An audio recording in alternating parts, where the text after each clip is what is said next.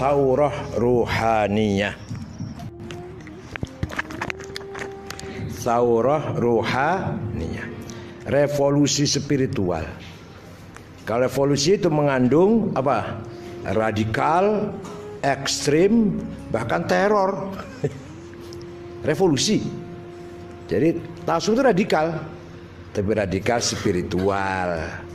Bukan revolusi sosial, tapi revolusi spiritual. Maka radikal bahasa-bahasa tasawuf itu, atau bahasa-bahasanya orang sufi itu. Sekarang kalau ingin tahu, tadi itu yang sudah disinggung oleh Mas Mursid banyak. Orang sufi kalau ngomong nggak peduli mau ditanggapi positif atau negatif. Berarti kan orang dablek. Kalau bahasa kasar, itu bahasa halusnya lillahi ta'ala. Dia la yakhafuna law matalah likai la ta'saw ala ma fatakum wa la tafrahu bima atakum. Ketika gagal tidak putus asa atau minder, ketika mendapat pujian sukses tidak sombong. Itu orang sufi tanda-tandanya. Jadi ndablek lah kira-kira. Gus Dur ndablek. Nah, bukan masalah ndableknya, tapi orang yang punya prinsip. Ketika benar dikatakan benar, ketika salah dikatakan salah. Inna ardnal amanata 'alas samawati wal ardi wal jibal fa abaina ay yahmilnaha wa ashfaqna minha wa hamal insan innahu kana zaluman jahula. Allah menawarkan amanat kepada gunung, bumi, langit tidak mau karena ketakut. Manusia menerima amanat. Apa itu? Amanat mengatakan na'am terhadap kebenaran walaupun yang lain tidak berani atau ragu-ragu atau diam, dan bila bisa mengatakan tidak, no, la, reject, menolak terhadap kebatilan walaupun yang lain menerima atau ragu-ragu atau bingung atau diam. Jadi seorang sufi harus berani mengatakan na'am terhadap kebenaran, la terhadap kebatilan. Itu amanat dari Allah yang diterima oleh manusia, yang langit dan bumi dan gunung ngeri, ketakutan untuk menerima amanat tersebut. Nah, udah. Sekarang kalau ada orang ngejek saya, membuli saya atau Mas Ulil atau Mas Muksid atau Gus Dur, semua yang diucapkan oleh manusia ini adalah kalimatu haqqin atlaqaha Allah bilisanihi. Jadi yang keluar dari manusia itu kalimatnya Allah sebenarnya. Ya biarin aja yang kalimatnya Allah kok. Kalimatnya Allah, kalamullah melalui mulutnya orang itu. Kalau ada orang menjelekkan saya, ya anggap kritikan dari Allah. Kalau ada orang muji-muji saya, ya itulah amal kita diterima oleh Allah. Nggak usah sombong dan nggak usah minder kalau dicaci maki. Wong itu kalamullah kok. Paham nggak? Paham nggak? Kalimatullah atlaqaha bilisanihi. Ada orang menghina saya, itu kalamnya Allah kok, benar itu, nggak bohong itu. Kalam Allah melalui mulutnya dia, gitu aja. Jadi nggak usah dipikirin pusing, mau muji, mau memuji, mau mencaci maki. Itulah yang disebut tsaurah ruhaniyah. Kalau kita lihat definisinya aja, orang pertama kali mendefinisikan tasawuf itu Imam Abu Mahfud Ma'ruf al-Karhi, wafat tahun 200. Nah, beliau masuk Islamnya di tangan Imam Ali Ridho, Imam Syiah yang ke-8. Wafatnya pun karena jaga pintu, orang mau salaman semua, dia jaga pintu kecempet sampai tulangnya patah, menjadikan wafatnya Imam Ma'ruf al-Karhi, kuburan di Baghdad. Orang pertama kali mendefine tasawuf itu Ma'ruf al-Karhi. Apa coba definisinya? Al-akhdhu bil haqa'iq wal ya'su mimma fi aidil khala'iq. Mencari kebenaran, berpaling dari kepalsuan. Coba dikira tasawuf itu definisinya sholat 5 waktu, qobliyah ba'diyah, duha plus qiyamul lail, tahajud, witir dan tawabin. Bukan itu, bukan. Itu tasawuf itu dikira tasawuf itu kathratul ibadat apa? Tasawuf bukan kathratul ibadat. Bukan hanya ya, atau bukan ya, memang bukan ibadat. Ada orang rajin ibadah, belum tentu sufi. Tasawuf bukan akhlakul karimah, bukan. Akhlakul karimah itu masih penampilan lahir, suluk perilaku. Ada tamu hormat, ada guru cium tangan, orang tua kita hormati. Belum tentu hatinya, belum tentu sikapnya itu menjadikan makom dalam hatinya. dari suluk lahir saja. Ada orang fakir nyumbang, belum tentu menjadikan makom di dalam ruhaninya. Baru akhlakul karimah. Jadi tasawuf itu bukan akhlakul karimah, lebih dari itu. Bukan kasratul ibadah, lebih dari itu. Bukan pula ilmu hikmah, ilmu kejadogan, bukan. Di pedang nggak mempan atau jalan di atas air, atau terbang, atau pagar Nusa itulah. Kelapa dibuka ada benderanya, bukan itu tasawuf, bukan. Itu namanya ilmu hikmah. Tokohnya juga lain. Tokoh ilmu hikmah itu siapa? Ali Al-Buni, Ad-Duraibi, At-Tilimsani, kitabnya namanya Syamsul Ma'arif, apalagi Syumusul Anwar. Itu tokoh-tokoh ilmu hikmah. Mujarobat, itu tokoh ilmu hikmah, bukan sufi, bukan. Lain, golongannya lain lah, rentetannya lain, urutannya. Nah, oleh karena itu tasawuf adalah mencari hakikat, mendapatkan hakikat yang sebenar-benarnya dan berpaling dari kepalsuan. Padahal kita ini hidup di alam yang penuh dengan kepalsuan. Ada kepalsuan gelar, ada kepalsuan sorban, gamis, ada kepalsuan jenggot, ada kepalsuan dasi jas. Dikira kalau pakai jas pakai dasi nggak banyak hutangnya apa? Ada kepalsuan jabatan. Dikira orang kalau pejabat tidurnya nyenyak apa? Belum tentu. Belum tentu pejabat tidurnya enak. Apa dikira kalau sorban besar itu pegang kunci surga apa? Sama sekali tidak. Oleh karena itu tasawuf adalah mencari kebenaran, berpaling dari kepalsuan. Usahakan Anda ini kalau melihat sesuatu kebenarannya, hakikatnya, jangan kamuflase lahirnya. Usahakan. Lihat perempuan jangan dulu cantik, jangan, pelan-pelan, betul-betul cantik apa enggak. Lihat orang besar, tinggi, kepalanya botak, oh pinter, bukan. Atau pakai gamis, bawa tasbih, serbannya besar, alim, alah. Itu yang keluyur-keluyur di Jawa Timur tuh. Guru Bidayah di sananya itu. Kalau beliau orang penting nggak keluyur-keluyur Jawa Timur. Kalau orang penting, beliau punya kedudukan atau punya wazifah lah, punya kerjaan yang berat. Nggak mungkin seenaknya berbulan-bulan, berminggu-minggu keluyur-keluyur di Madura, di tapal kuda. Syaul Azharnya cuma 3 hari cepat-cepat pulang Syaul Azhar karena banyak kerjaan. Enggak sih. Jadi karena pakaiannya gitu, Allah, cium tangan semua, ada salamannya, ada ngasih semua tuh orang Madura tuh, ngasih uang semua, ada 100, ada 20.000, ada 5.000. Orang Madura tapal kuda itu kalau ada orang pakai gamis. Jadi kalau saya pakai celana, pakai baju batik, orang pakai Islam. Nah ini namanya masih terpengaruh dengan penampilan pakaian, namanya masih belum mendapatkan hakikatnya. Sekali lagi, ayo kita belajar bagaimana menilai seorang atau menilai apa saja itu hakikatnya, gitu ya. Jangan sampai tertipu oleh kepalsuannya. Kemudian berkembang definisi tasawuf oleh Zunnun Al-Misri. Apa? Mulai ada interaktif ini. Qaumun atharullah ala kulli syai' fa atharahumullah ala kulli syai'. Orang sufi itu mendahulukan Allah mengalahkan segalanya, maka Allah pun akan mendahulukannya mengalahkan lainnya. Itu mulai ada apa?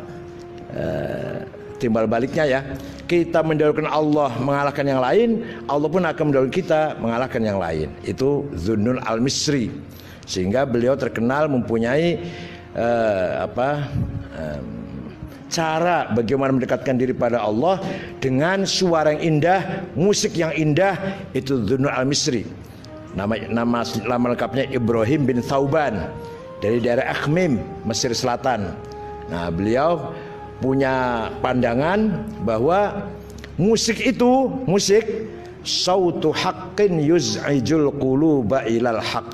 Faman asgha bihaqqin tahaqqaq wa man asgha bisyahwatin tazandak. Musik itu suara kebenaran, bukan kebohongan. Yang bohong itu cangkem bohong. Tapi musik apa bohong? Suara universal, suara hak yang bisa menggugah hati mencapai hakikat. Maka kita tidak heran tarekat Rumiyah, tarekat Maulawiyah, Rumi itu selalu menggunakan zikir diiringi dengan seruling. Malah nanti ditafsirkan tuh selobangnya ada 6, apa artinya itu ditafsirkan, ada tafsirnya, ada kitab sendiri memaknai lobang-lobang suling itu. Oleh karena itu barang siapa mendengarkan suling dengan tulus ikhlas akan mencapai hak, tapi kalau mendengarkan musik dengan syahwat akan menjadi zindik. Jadi kalau ente baru dari luar masuk rumah, jangan terus zikir, enggak in. Istirahat dulu, dengar musik dulu. Nah, sudah lupa tadi di luar ada apa tadi, bertengkar lah, macet, capek apa, udah lupa semua baru zikir. Itu nanti masuk zikirnya itu. Kalau buat dari luar masih capek, habis bertengkar, habis ribut-ribut di jalan, langsung zikir, enggak masuk. Nah, gimana supaya menghilangkan yang tadi dari luar itu? Dengarkan suara. Tapi jangan main irama musiknya. Apa musiknya apa? Kira-kira musiknya apa yang enak ya? Nah, itu teorinya Imam Dhunnul Al-Misri supaya kita bisa mencapai hakikat diantar dengan suara musik. Nah, ini lepas dari fikih semua ini. Kalau Safina Sulam kan alatul malahi, haram. Nah, ini lepas dari itu semua. Dan yang ketiga, definisi dari Imam atau Syekh Abu Yazid Al-Bustami yang wafat tahun 251 Hijriah. Beliau berkata, tasawuf adalah sifatu haqqin yalbasuhal khalqu. Sifatnya Allah dipakai oleh kita, itu baru sufi itu. Kita memakai sifatnya Allah. Maka orang sufi itu kalau berdoa ya Razzaq, ya Rahman, bukan rahmatilah aku, tidak. Berilah sifat rahmanmu kepadaku supaya aku bisa merahmati orang lain. Berilah sifat Razzaqmu ya Allah kepadaku supaya aku bisa memberi rezeki pada orang lain. Kalau kita kan enggak kan, ya Razzaq ya untuk diri sendiri, ya Rahman ya untuk diri sendiri. Nah, udah itulah definisi. Masih banyak definisinya. Kira-kira yang saya kutip di sini ada 28 definisi itu. Nah, masih banyak definisi, 3 aja. Jadi tasawuf itu adalah revolusi spiritual. Keras, tasawuf itu keras. Coba bayangkan memakai sifatnya Allah. Ya, luar biasa itu. Kenapa? Karena sifat Allah itu tajalli melalui kita semua. Ada orang baik, halus, soleh, dermawan, santun, akhlaknya mulia. Sifatnya Allah Al-Latif. Ada orang sombong, kakas, diktator lah. Sifatnya Allah Al-Jabbar. Paham betul? Allah punya asma Al-Jabbar. Kalau tidak ada Hitler, nggak ada Lenin, nggak ada Stalin, nggak ada Mussolini, nggak ada Brezhnev, nggak ada Pak Harto, kita tahunya Jabbar dari mana? Tahunya Jabbar dari mana? Allah itu diktator, karpe dewe lah, semuanya sendiri Allah itu. Tapi nggak ada contohnya, kita nggak akan paham. Oh, itu contoh Hitler, Stalin, Lenin, Pol Pot, Marcos. Itu contoh. Alah, itu pun jabarnya masih seperti satu tetes air dari laut. Jabarnya Allah kayak apa? Mbuh, la nihayah. Nah, gitu ya. Sekarang ada yang tanya, nih, mohon maaf, jarang kiai nggak bisa jawab, Pak Mursyid. Jarang sekali kiai bisa jawab. Kenapa Allah itu punya asma bertentangan? Qabid basit, mudhil mu'iz, dhalun hadi, al-hadi ad-dhal, gitu ya. Al-zahir al-batin, al-muqaddim al-muakhir, al-mu'iz al-mudhil. Kenapa? Karena Allah itu wujud yang mutlak, la bidayah wala nihayah. Maka sifatnya yang jerone sifat sawarnane. Coba kalau kita kan terbatas. Kalau kita orang terbatas, maksudnya, oh itu orang baik, oh itu orang jelek, oh itu orang dermawan, oh itu orang pelit. Satu sifatnya coba. Oh itu orang bertakwa, ini orang kurang ajar. Karena terbatas. Kalau Allah la nihayah wala la bidayah wala nihayah, maka sifat apapun kumpul di Allah itu. Yang memberi kaya, yang memberi miskin, yang memuliakan, yang menjatuhkan, yang memberi petunjuk, yang memberi, yang menyesatkan. Walhasil sifatnya Allah itu, asmanya Allah selalu berpasangan ada dalam diri Allah. Karena tanpa batas Allah itu. Oleh karena itu kita ini sebagian kecil adalah, dikatakan kecil juga terlalu besar sebenarnya. Kita ini sebagian Allah sangat kecil, manifestasi dari asmanya Allah. Ada orang pinter, oh ada sifat al-alim. Orang goblok, ya ada sifat, ada dari asma al-mudhil. Ada orang mulia terus wali kota baru 2 periode langsung gubernur langsung presiden. Oh itu al-mu'izz.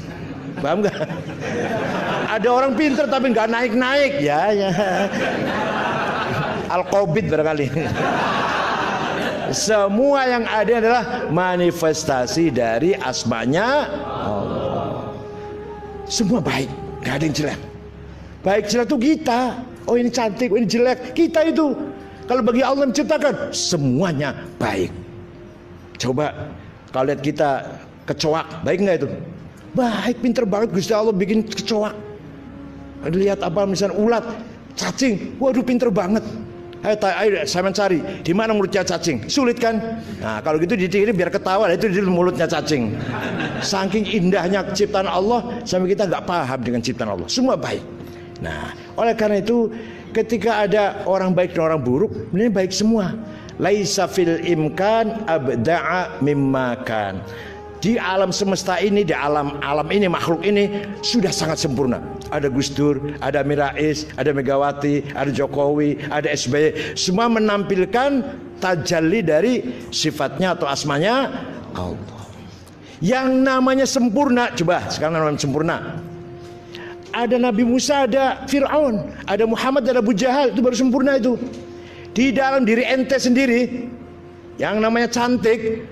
Jangan hanya lihat hidung mancung, kulit kuning, mata biru, rambut. Mohon maaf ini. Lobang harus ada. Lobang belakang harus ada. Kalau ada orang cantik, nggak ada lobang belakangnya, sempurna nggak? Sempurna nggak? Enggak. Lobang, hidungnya mancung, kulitnya kuning, matanya biru. Oh, pokoknya sifatnya cantik banget lah, seksi, menggiurkan. Lobang belakang harus, itu sempurna baru. Ya kalau lobang belakang nggak ada, nggak sempurna. Oleh karena itu di dunia ini dengan kekurangan itulah kita jadi sempurna. Bahasa cantik dan tidak cantik, baik dan tidak baik, itu ada bahasa agama atau bahasa etika sebenarnya. Kalau bahasa hakikat semuanya baik. Ada Abu Jahal, ada Abu Lahab, ada Nabi Muhammad, ada Abu Bakar, ada Umar, ada Utsman, ada Ali. Dan juga harus ada Abu Jahal, Abu Lahab harus ada. Gitu ya. Itu namanya tajalliyat min tajalliyatillah. Sekarang cari zikir.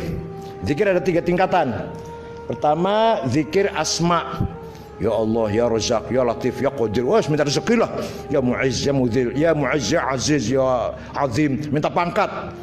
Jadi ketika zikir kita minta. Namanya kita zikir apa? Zikrul asma. Lagat tinggi lagi zikrus sifat. Ketika ya Allah, itu apa yang diminta?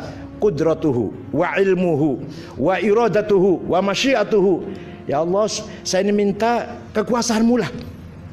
Minta terserah panjenengan wis, terserah panjenengan, terserah kehendak panjenengan, terserah kehendak engkau. Saya ini seperti apa? Namanya zikrul sifat. Terbatas. Kalau asma kan menyebutkan minta uang, minta pangkat. Kalau sifat enggak. Saya minta kehendakmu lah. Yang saya mohon, saya sesuai dengan kehendakmu dan kekuasaanmu. Yang paling akhir zikruzat.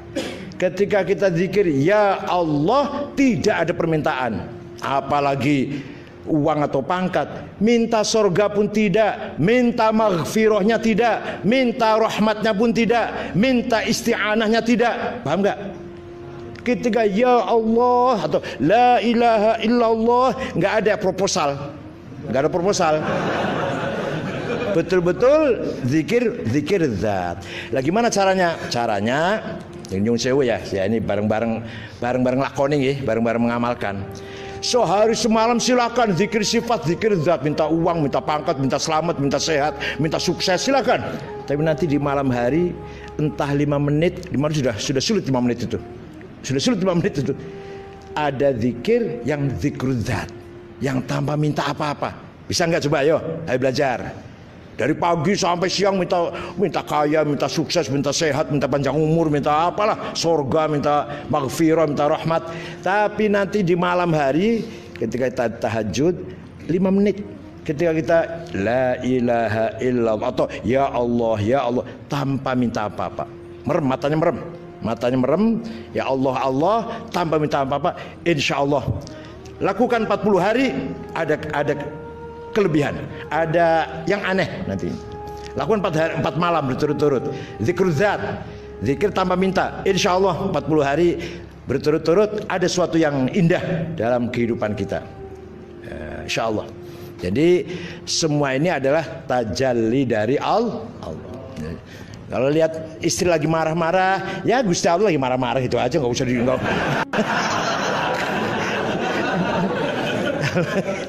Kalau istri lagi melayani, ya Allah lagi memberikan manifestasi latifnya Allah, karomnya Allah melalui istri saya. Istri saya lagi marah-marah, oh itu lagi khutubullah lagi melalui dia itu. Lagi muncul melalui istri saya. Itu aja, nggak usah pusing lah. Istri rewel lagi memunculkan, memanifestasikan asmanya Allah. Itu aja. Jadi semuanya baik. Laisa fil imkan abda'a mimma kan. Tidak ada yang lebih indah di alam ini yang lebih dari yang sekarang ada ini. Yang sudah sempurna, sudah sempurna. Ada Jokowi, ada Amin Rais, ada Bambang Susatyo, ada Setia Novanto, udah sempurna, udah. Nggak ada yang lebih sempurna dari yang ada ini. Laisa fil imkan abda'a mimma kan. Tinggal kita menyikapinya bagaimana. Tinggal kita bisa menyikapi apa enggak, itu aja. Kalau kita enggak mampu menyikapi, ya kita kalah dengan hawa nafsu kita. Yang namanya ingin mengislamkan orang, itu hawa nafsu itu. Makanya Rasulullah ditegur, innaka la tahdi man ahbabta. Ketika Nabi Masya Allah menyesal, Abu Thalib enggak Islam, menyesal, itu udah kepentingan itu, sudah interest itu. Nah, maka ditegur. Walau syaa rabbuka la amana man fil ardi kullum jami'a fa anta tukrihun nas hatta yakunu mu'minin. Yang menarik dalam kitab Ihya, Pak Masulil. Anak-anak saya lagi S3 rehab, mengkritik Maslow, mengkritik Abraham Maslow, psikolog dari Yahudi. Satu bab saja yang dari saya dia, masalah ide, khawatir, lintasan. Semua di dunia ini datangnya dari khatirah. Dari apa? Khatir. Orang bikin kancingnya lontong, apa itu, apa namanya? Biting. Jadi khatir itu. Mau bikin kancing lontong, idenya seperti itu. Dari mana itu? Dari khatirah. Begitu pula orang yang menciptakan pesawat, menciptakan internet, menciptakan nuklir, roket, senjata, dari mana? Khatirah. Semuanya dari khatirah. Khatirah adanya di dzauq, intuisi. Nah, itu menurut Maslow, intuisi itu semuanya jelek, nggak ada baiknya lah. Kalau ada orang kok baik, pasti faktor dari luar. Ada undang-undang, ada aturan, ada agama, ada etika, ada masyarakat yang mengekang. Maka orang yang kelakuannya baik itu sebenarnya jiwanya nggak sehat, karena ada tertekan.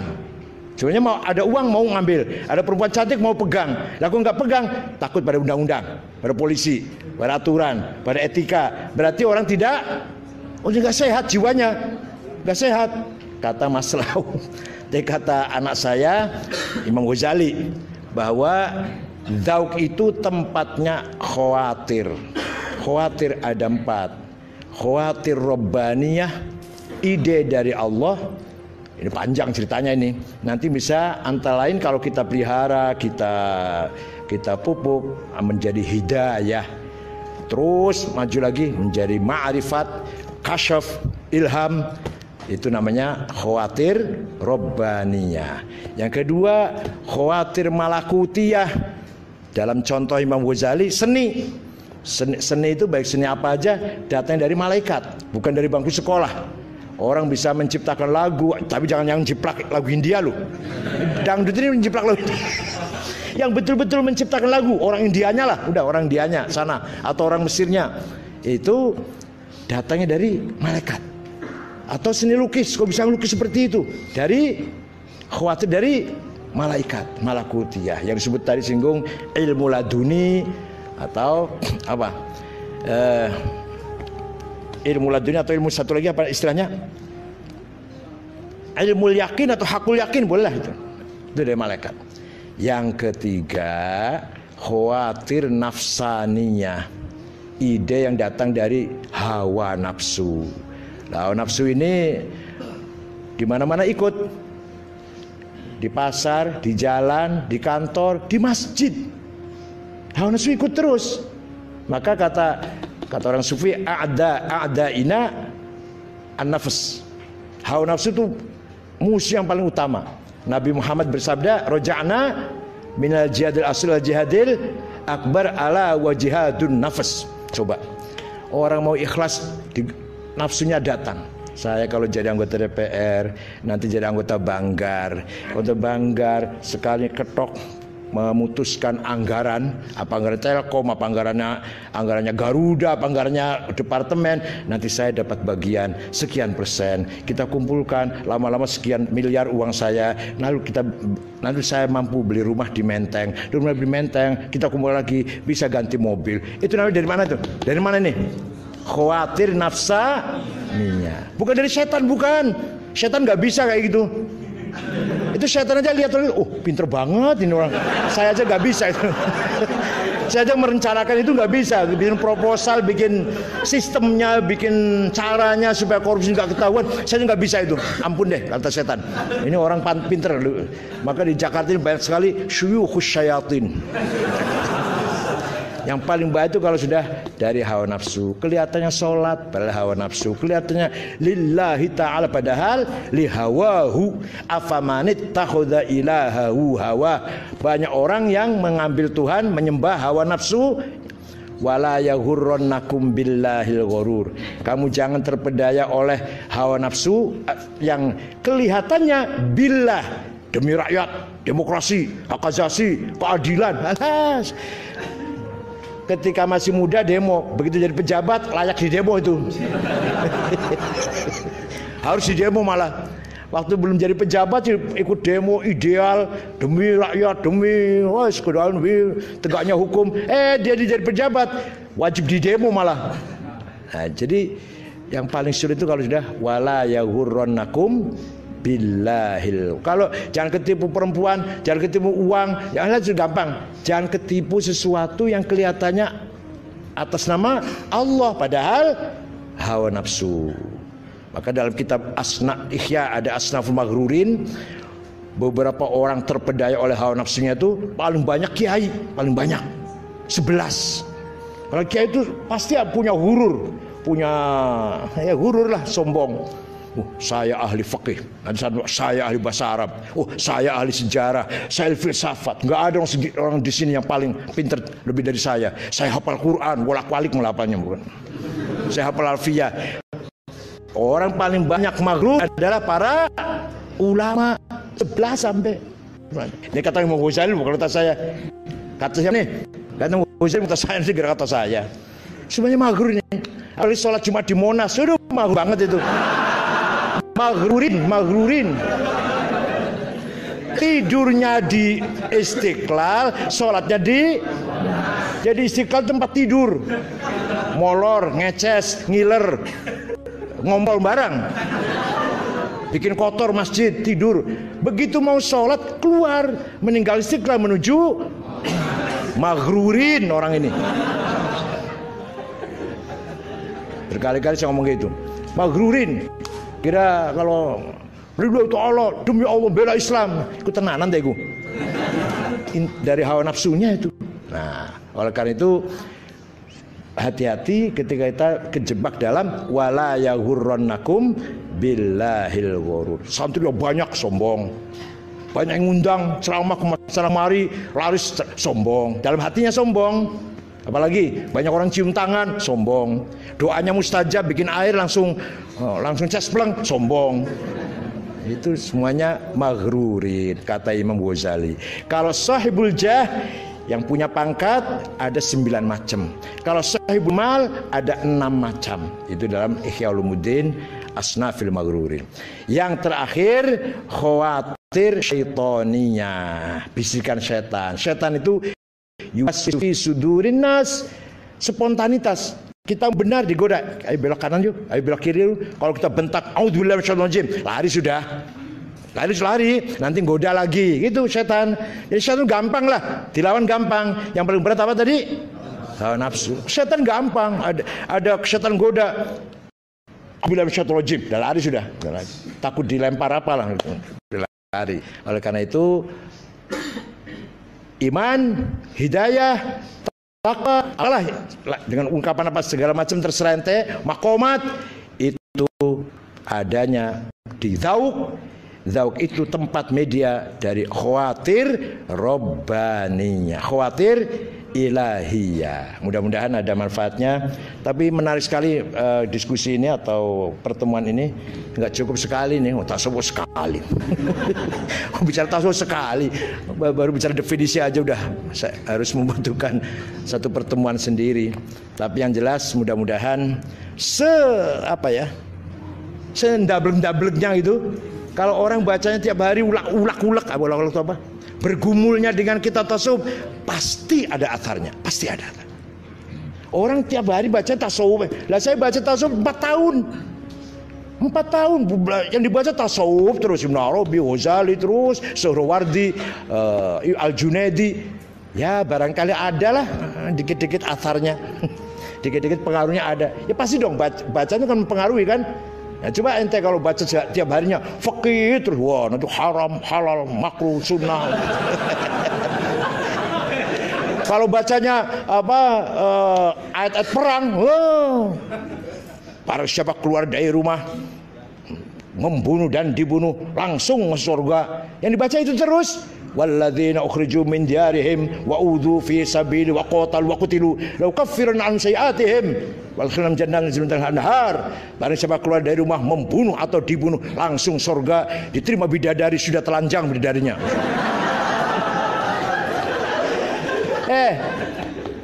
Al-Quran perintah perang itu tujuannya supaya menang, bukan supaya mati, bukan. Supaya kalau menang kita mendakwahkan agama Islam, menang kok. Nggak ada zaman Rasulullah orang berangkat perang sudah bawa bom mau mati, nggak ada. Berangkat perang Badar, perang Uhud, perang Ahzab, perang apa aja, perang Mu'tal, perang Fathul Makkah, inginnya apa? Menang. Kalau menang kita bangun Islam, kan gitu. Nggak ada yang perang dari rumah mau mati, nggak ada. Kok mati? Syahid gitu loh. Bukan tujuan, bukan. Kok mati? Ya syahid. Tapi dari rumah jihad itu untuk menang. Makanya Rasulullah, Ibnu Mas'ud ingin ikut perang Badar masih umur 14 tahun. Nanti dulu, kamu masih kecil. Sekarang ngebom Surabaya malah ngajak anak kecil malah. Coba bayangkan. Jadi apa yang dilakukan oleh mereka itu ba'idun al-islam, ghoribun al-afkar islamiyah wal fahim islamiyah. Apa yang dilakukan oleh teroris itu, ngebom itu jauh sama sekali nggak ada hubungannya dengan pemikiran agama Islam, dengan pemahaman agama. Nggak ada sama sekali. Nggak ada sama sekali. Demi Allah nggak ada sama sekali. Agama Islam tidak seperti itu. Masya Allah. Kita tercoreng, dikotori oleh tindakan radikal teroris itu semuanya. Terima kasih Mas Ulil, Mas Muksid. Mudah-mudahan di lain kesempatan kita ketemu lagi. Syukron wa dumtum. Adam tadi nyinggung Junaid, saya luar biasa yang Junaid itu kalau kita bacakan, kalau kita baca. Nanti lain kali kita bacakan Tauhid menurut Imam Junaid. Wah, blenger. Mudah-mudahan ada manfaatnya. Syukron wa dumtum fil khair wal barakati wan najah. Wa huwal muwaffiq ila aqwamit thoriq. Wassalamualaikum warahmatullahi wabarakatuh.